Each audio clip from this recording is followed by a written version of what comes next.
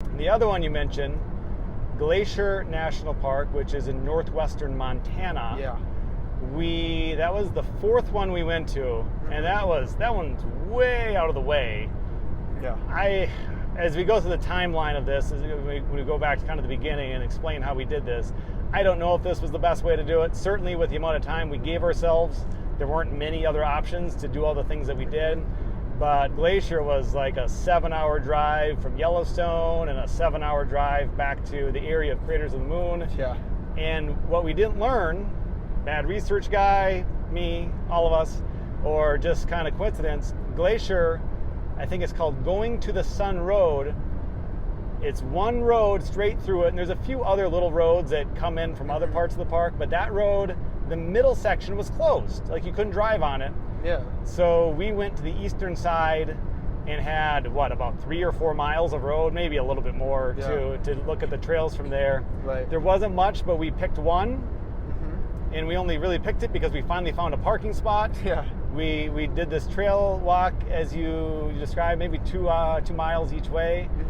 And again, with more research, we might have realized this, but at the end of it was a really big, nice waterfall that we got very close to and got some videos and photos with. It was pretty neat.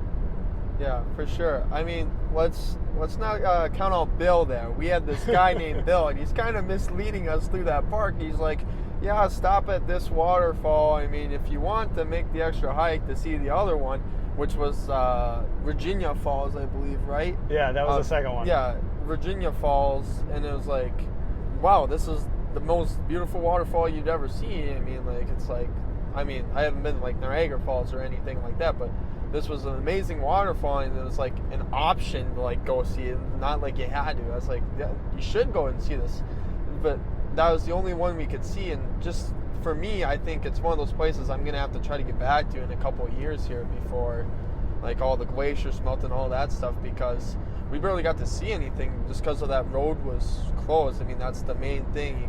We got to see what was that lake St. Mary's? What was that called again, AJ? The huge lake. I don't remember what it's called. St. Mary Lake. Yeah, Okay. St. Mary's Lake. Yeah, it was a beautiful lake and stuff, and that was nice to see. A nice sunrise. We were there early in the morning, and yeah, that was one of the ones where we drove through the night to get to as well.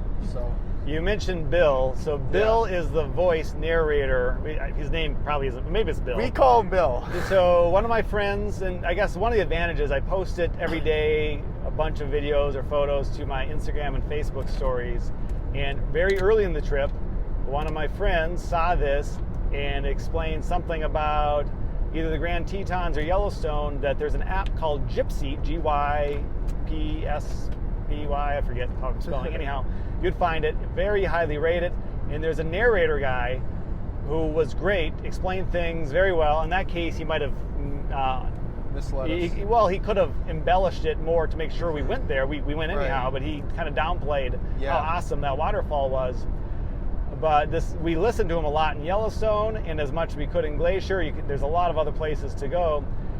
But he always would say we're doing this. He never once said his name, and it really upset me. So they named him Bill. They named my car Roberto, and I don't know what other names we came up with on this trip, but it's been a very good bonding experience.